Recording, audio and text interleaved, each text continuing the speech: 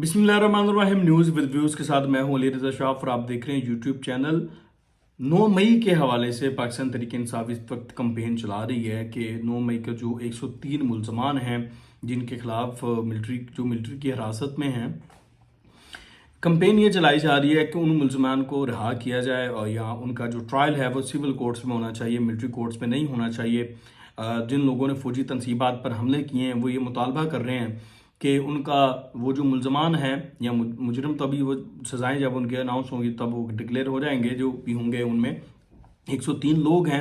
तो ये कहा जा रहा है कि उनको वो, अब देखें, मुल्ज़िम वो फौज के हैं और कानून के तहत हैं, लेकिन वो कहा यह जा रहा है कि वो सिविल कोर्ट्स में उनको लाया जाए।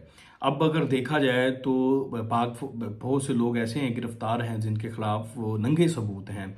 वो जिना हाउस गए, उन्होंने फौजी तनसीबात पर हमले किए, उन्होंने जो है वो मुजस्मे शुहदा के जो है वो उनको तोड़ा, आग लगाई, इंस्टिगेट किया लोगों को, और उनके ऊपर आर्मी एक्ट लगता है और कानून के तहत लगा हुआ है, कानून में है तो लगा है। और वैसे भी आप उनको जब एग्जाम्पल सेट नहीं करेंगे तो फिर आप कैसे इन वाक़यात को और इन पुरतशद्दुद सियासी तो नहीं आप इनको कह सकते, सियासतदान तो हमेशा मफाहमत का रास्ता अख्तियार करता है या पीस का रास्ता अख्तियार करता है, वो ये तशद्दुद का रास्ता अख्तियार ही नहीं करता।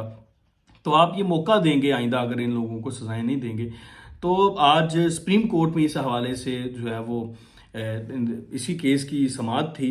6 रुकनी बेंच ने समाअत करनी थी क्योंकि ये बेंच पहले तहलील हो चुका था। जस्टिस सरदार तारक मसूद साहब, जो कि इससे पहले इस बेंच को हेड कर रहे थे, वो रिटायर हो गए थे।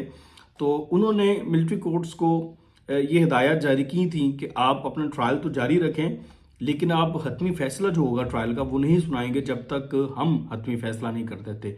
अब इतलात ये हैं कि मिलिट्री कोर्ट्स में 103 समथिंग लोगों के जो केसेस है उसका फैसला महफूज है। वो कब का फैसला हो चुका है, ट्रायल मुकम्मल हो चुके हैं, लेकिन वो महफूज फैसला इसीलिए सुनाया नहीं जा सका कि सुप्रीम कोर्ट ने रोक रखा है। तो काजी फाइजा साहब ने नया बेंच गुज़श्ता हफ्ते तश्कील दिया था, 6 रुकनी बेंच था। उस बेंच ने आज समाअत की है और उस बेंच में एक तो जो एक वकील हैं जस्टिस जवाद ख्वाजा साहब, उन्होंने कहा जी ये 6 रुकनी बेंच हमें कबूल नहीं है, आप 9 रुकनी बेंच बना दें, लार्जर बेंच बना दें।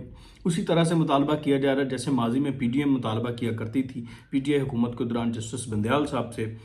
और फिर अब इसके अलावा मसला ये है कि उसमें हम ख्याल कुछ जजेस ऐसे नहीं हैं कि जस्टिस मुनीब वगैरह नहीं है, बाकी तो चले गए 2 जज, तो जस्टिस जाजुल हसन भी चले गए और जस्टिस मुजानक भी चले गया। पीटीआई को ये मुश्किल है कि कहीं फैसला हमारे खिलाफ ना आ जाए। अच्छा, अब इसमें मामला ये है कि जो केपीके की गवर्नमेंट थी ना, पहले निगरान गवर्नमेंट, वो फरीक थी इस केस में, और उन्होंने दरख्वास्त बाकायदा दायर करके कहा था कि जो हमारे तरफ से मुल्ज़मान मिलिट्री की हिरासत में है उनका जो ट्रायल है वो मिलिट्री कोर्ट्स में ही होना चाहिए। अब चूंकि वहाँ पे गवर्नमेंट बदल चुकी है, वहाँ पे पाकिस्तान तहरीक इंसाफ की गवर्नमेंट है, तो पाकिस्तान तहरीक इंसाफ की गवर्नमेंट ने किया यह है कि वो दरख्वास्त वापस ले ली है। अब वो दरख्वास्त वापस लेने का मतलब है कि आप वहाँ पर मिलिट्री कोर्ट्स में ट्रायल नहीं कराना चाहते, तो एक फ्रीक निकल के ये भी एक मसला हो गया। और जजिस ने कहा कि भाई अब आप दरख्वास्त कैसे वापस ले सकते हैं, केस तो एक जिस लेवल पर पहुँच चुका है इस लेवल पर तो दरख्वास्त वापस नहीं हो सकती।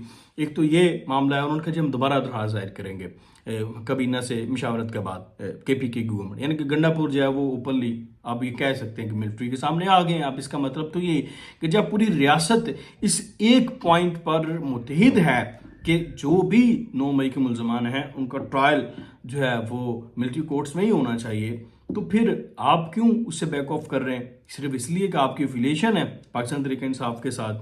तो अब केस की जो समाअत है 25 मार्च तक मुलतवी कर दी गई है। और जो इम्पोर्टेंट चीज़ है, वो जो बहुत बारीक नुकता है जो मैंने आपके सामने रखना है, वो ये है कि सुप्रीम कोर्ट ने मिलिट्री से जो मुल्ज़मान का फैसला महफूज हो चुका है, उन्होंने एक फहरिस्त मंगवाई है कि उनमें से जो 103 लोग हैं उनमें से कितने लोग बरी हुए हैं, उनकी फहरिस्त मंगवाई दी जाए। अब वो बरी लोगों की जब फहरिस्त आएगी और अगर उनके ख़ानदान ये कहेंगे कि ठीक है हम ये बरी कर दें, तो अगर आप बरियत वाला फैसला उसका मानेंगे मिलिट्री कोर्ट्स का, तो फिर आपको उन लोगों का फैसला भी मानना पड़ेगा, एक्सेप्ट करना पड़ेगा जिनके खिलाफ फैसला आया, और इसके साथ ही आपको मिलिट्री कोर्ट्स को एक्सेप्ट करना पड़ेगा। तो ये बड़ी एक हसास सी जो है वो नोयत पे आ गया है मामला। अब देखते हैं। बहरहाल दूसरी तरफ रियासत का भी एक प्लान तैयार है कि अगर मिलिट्री कोर्ट्स के खिलाफ फैसला आता है, और मिलिट्री कोर्ट्स के खिलाफ फैसला आने के बाद रियासत ये करेगी कि वो पार्लियामेंट में वैसे भी 2/3 मेजोरिटी है उनके पास, तो वो आईनी तरमीम लेकर आएगी। आईनी तरमीम करके, आइन में तरमीम करके, आर्मी एक्ट में तरमीम करके जो है वो हर सूरत जो 9 मई के लोग हैं उनका जो ट्रायल है वो मिलिट्री की हिरासत में ही करवाएगी। और ये एक रियासत की, और अब कह सकते हैं फौज के रिट का मामला है, और इसको कायम करना बहुत ज़रूरी है, और शायद इसलिए ये सारी चीज़ें की जा रही हैं। दूसरी तरफ पाकिस्तान तहरीक इंसाफ में जो धड़ेबंदी है वो एक अरूज पे चली गई है, एक अरूज अख्तियार कर चुकी है। वो ये है कि शेर अफजल मरवत जैसे पाकिस्तान तहरीक इंसाफ को बाकायदा हर बार टफ टाइम दे रहे हैं, पर आरफ अलवी भी उसके खिलाफ आ गए। आरफ अलवी ने ट्वीट करके, जो आपको पता है शेर अफजल मरवत ने अपनी पार्टी के लोगों को रोका था कि आप शायद फरीदी का मजाक मत उड़ाओ, झूठा प्रोपेगेंडा करना छोड़ दो, इसका पार्टी को नुकसान होता है। तो पूरी सोशल मीडिया ब्रिगेड और बाकी जो लोग उस सोशल मीडिया ब्रिगेड के साथ खड़े हैं, और जो लोग मरवत की फप्ती कसना चाहते हैं या मरवत के खिलाफ हैं, वो सारे उनके साथ खड़े होकर मरवत पर तनकीद करना शुरू हो गए। एक महाज खड़ा हो गया शेर अफजल मरवत के खिलाफ। मीनवाइल आरफ अलवी को भी शेर अफजल मरवत ने पछाड़ा हुआ है कि इसने गद्दारी की हमारे साथ, तो आरफ अलवी भी शेर अफजल मरवत के खिलाफ खड़े हो गए आके।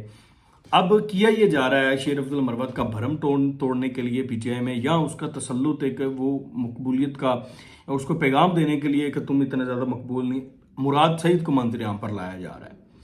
मुराद सईद को मंजर आम पर लाया जा रहा है कि मुराद सईद क्राउड पुलर बनाएंगे उसको, क्योंकि वो कल एक शो भी उन्होंने सवात में लगाया है। तो मुराद सईद जलसे जुलूस करेगा, अवाम ज़्यादा इकट्ठी करेगा, तो फिर वो शेर अफजल मरवत का एक असर पार्टी से ख़त्म करना है ये है। लेकिन मेरी इतलात है कि अगर मुराद सईद मंजर आम पर आएंगे तो शायद वो गिरफ्तार ही होंगे, उनके लिए मुश्किलात हैं, ज़्यादा हैं मुराद सईद के लिए। तो अभी तक वो आए नहीं है, उन्होंने हाई कोर्ट पर आना था लेकिन वो नहीं आए, लेकिन वो तहरीक ज़रूर चला रहे हैं कि मैं मंजर आम पर आ रहा हूँ, मैं आ रहा हूँ।